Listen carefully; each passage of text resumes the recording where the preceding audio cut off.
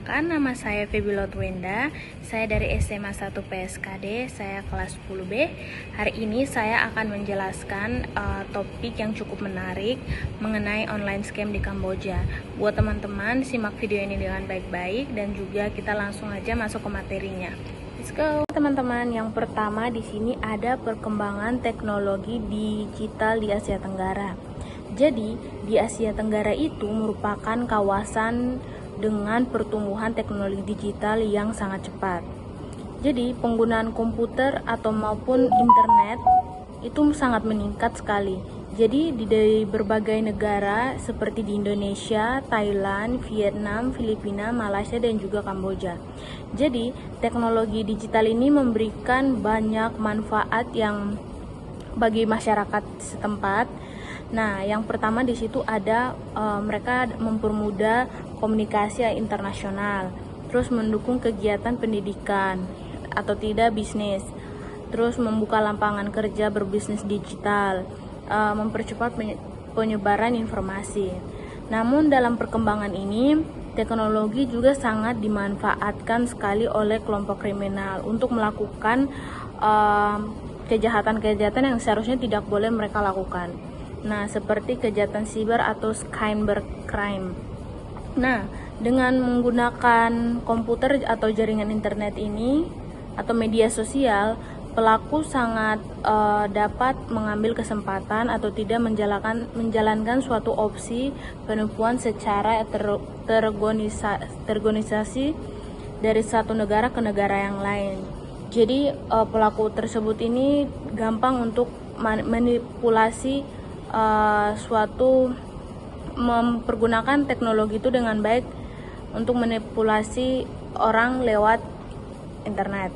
Nah, jadi dengan penggunaan komputer ini kemajuan teknologi itu semakin meningkat, yang seharusnya itu membantu manusia untuk melakukan hal yang baik, justru mereka mempersalahgunakan untuk kepentingan yang ilegal. Oke, yang kedua di sini ada kasus online scam di Kamboja. Nah, dalam beberapa tahun terakhir ini kita bisa lihat Kamboja itu menjadi salah satu pusat perhatian internasional bagi banyak orang. Nah, jadi di suatu perusahaan itu beroperasi gedung tertutup dari kawasan yang kasus yang sangat ketat. Tempat itu dikhususkan untuk para pekerja dipaksa untuk menjalankan suatu penipuan untuk menggunakan komputer atau internet. Jadi korban-korban yang biasanya dikerut melalui media sosial atau iklan lowongan itu pekerjaan palsu tersebut itu di tempat tersebut itu mereka dipaksa untuk bekerja atau tidak menjalankan suatu penipuan daring untuk menggunakan komputer atau internet. Jadi korban biasanya dikerut untuk melalui media sosial. Misalkan mereka ditawarkan pekerjaan, lowongan kerja atau penipuan palsu lewat internet. Jadi mereka membuka kayak suatu poster gitu untuk kayak tawaran gitu, untuk biar orang-orang itu tertarik agar mereka bisa dapat memperkerjakan mereka di Kamboja. Namun setelah tiba di lokasi kenyataan, mereka menghadapi sangat berbeda. Paspor disita, komunikasi dibatasi, sebagai korban mengalami tekanan psikologis, ancaman bahkan kekerasan apabila menolak pekerjaan tersebut. Jadi orang-orang yang kerja di Kamboja itu mereka dipaksa untuk melakukan suatu penipuan kepada orang lain untuk melalui pesan singkat atau di media sosial seperti aplikasi investasi palsu hingga menjadi online ilegal. Kasus ini menunjukkan bahwa online scam bukan hanya penipuan biasa, tapi ini juga berkaitan dengan perdagangan orang, pelanggaran hak asasi manusia. Oke, selanjutnya yang ketiga di sini ada pengaruh wilayah terhadap aktivitas ilegal. Jadi, di beberapa wilayah di Asia Tenggara ini memiliki kondisi yang sangat dimanfaatkan untuk kelompok-kelompok kriminal, seperti kelompok kriminal yang internasional untuk menjalankan suatu aktivitas yang ilegal. Nah, di sini ada beberapa faktor-faktor. Yang pertama di sini ada pengawasan hukum yang lemah. Yang kedua, tingginya angka pengangguran. Yang ketiga, akses internet yang sangat luas. Yang keempat, lokasi strategis untuk aktivitas ilegal negara. Yang kelima, ada kurangnya pengawasan terhadap perusahaan digital ilegal. Jadi, wilayah tertentu ini dijadikan pusat operasi atau suatu kelompok kriminal karena masa muda menjalankan suatu aktivitas itu tanpa pengawasan sama sekali atau tidak tanpa pengawasan yang cukup ketat. Nah, selain itu juga perpindahan dalam manusia antara negara Asia juga dimanfaatkan oleh perdagangan orang untuk melakukan satu korban di berbagai negara yang lain. Nah, oleh karena itu kita di sini mereka perlu kerjasama antara negara sangat penting sekali karena itu dapat menghentikan aktivitas ilegal. Jadi kita perlu kita sebagai warga negara Indonesia saja perlu tahu, dan juga kita perlu memberitahu kepada masyarakat, membersuarakan ke pemerintah agar bisa menghentikan suatu aktivitas ilegal yang cukup parah. Yang keempat di sini ada membaca berita internasional tentang online scam. Jadi beberapa internasional memiliki peran penting dalam meningkatkan suatu kesadaran masyarakat terhadap bahayanya online scam ini.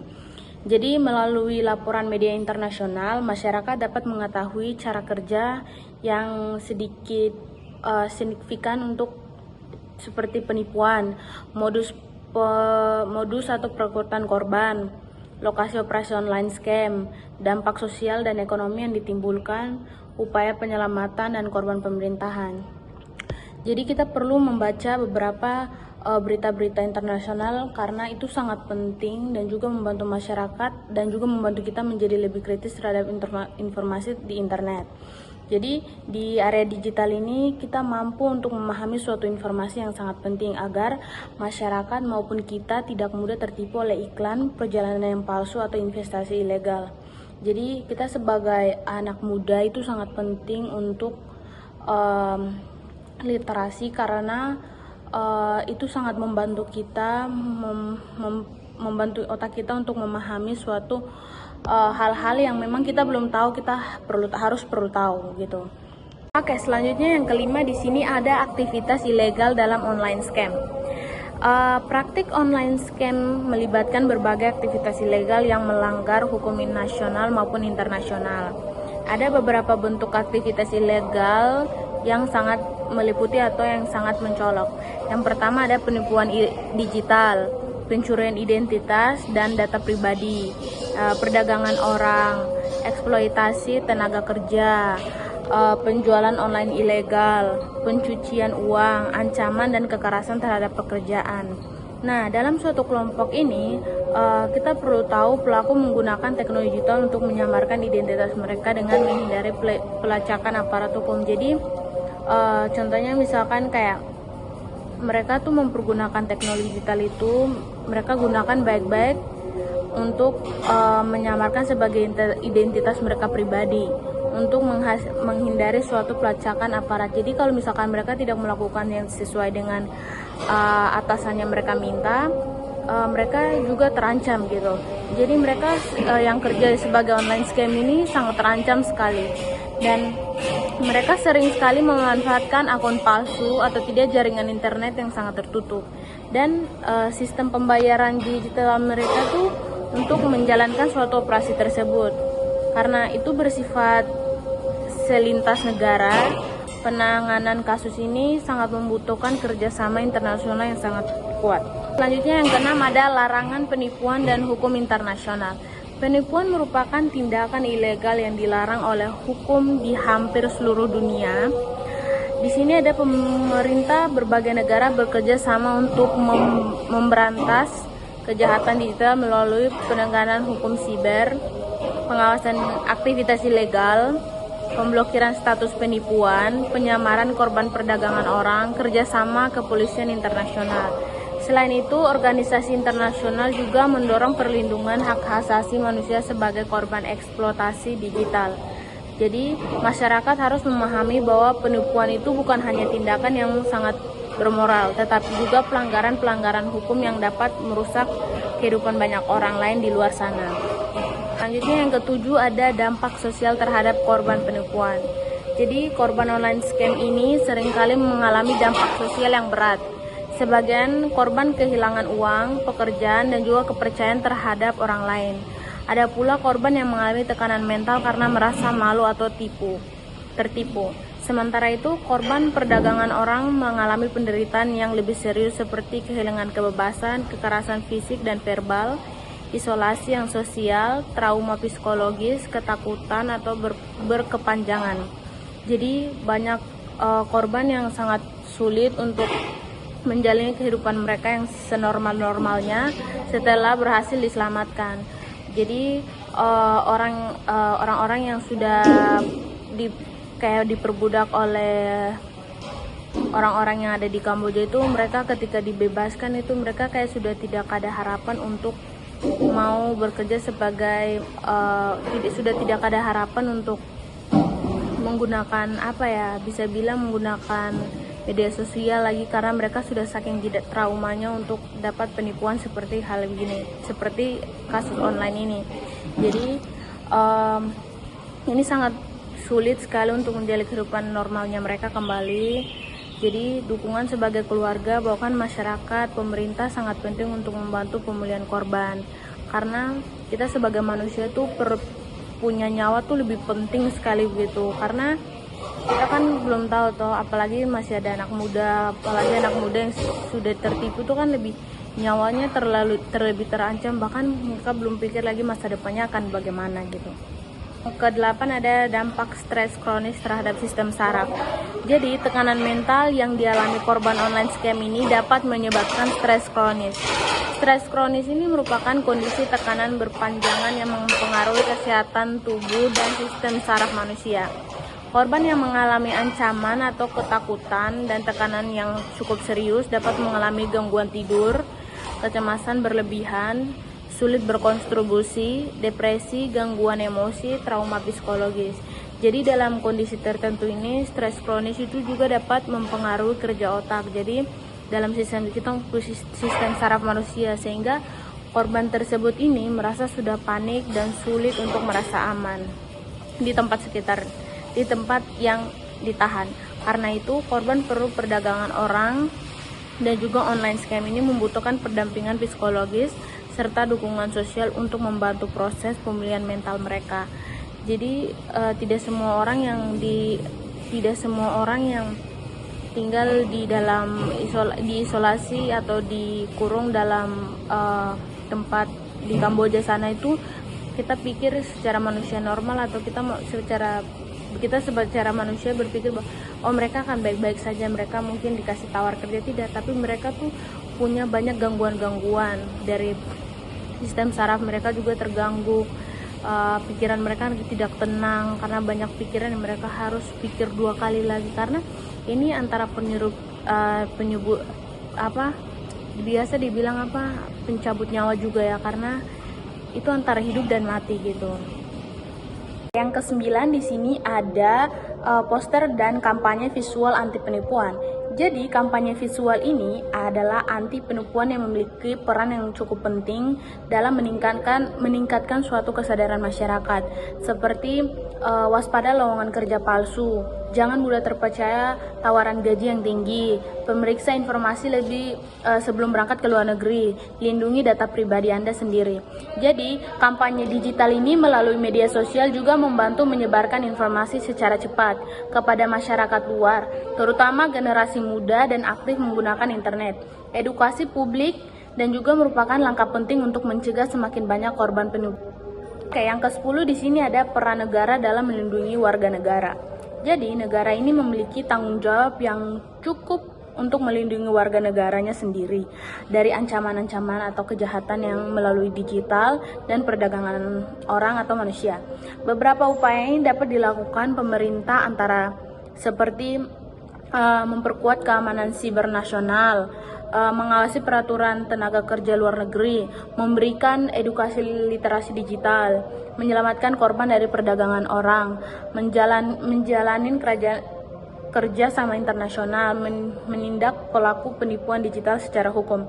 Jadi selain itu pemerintah juga harus memberikan perlindungan dan rehabilitasi bagi korban agar mereka dapat kembali menjalankan kehidupan dengan aman. Jadi kalau menurut aku pribadi ya, orang yang udah diperkerjakan sebagai online scam itu otomatis pemikiran mereka tuh sudah terganggu. Jadi untuk menjalani kehidupan mereka kembali tuh mereka perlu proses dan juga perlu waktu yang cukup panjang untuk menjadi manusia yang lebih normal, pola pikir yang lebih normal untuk menjalankan suatu kehidupan mereka di masa depan. Jadi perlindungan dalam ini sangat penting untuk ini jadi tanggung jawab pemerintah untuk melindungi dan juga bertanggung jawab agar masa hidup mereka itu tidak mati hanya sia-sia karena hal-hal yang memang seharusnya tidak boleh dilakukan. Itu. Jadi itu saja penjelasan dari saya. Semoga sangat bermanfaat. Tapi sebelum itu kesimpulan dari saya adalah buat anak-anak muda, pergunakanlah media sosial dengan sebaik mungkin. Budayakan untuk banyak berliterasi, dan ketika ada tawaran atau gimana gitu, kita harus banyak baca, dan juga cari tahu lebih baik, karena sekarang tuh penipuan lewat media sosial tuh banyak, lewat banyak sekali cara-cara yang manusia buat untuk memanipulasi masyarakat dan juga memanipulasi kita pribadi. Jadi kita mempergunakan seluruh media sosial dengan baik buat teman-teman, dan juga kita untuk menjaga diri kita sendiri juga mempergunakan media sosial dengan baik. Gunakan yang baik saja, yang tidak baiknya tidak usah dilakukan. Dan ini saja kesimpulan dari saya agar sangat bermanfaat buat kita semua. Kiranya bermanfaat dan juga berdampak buat diri kalian semua. Bye.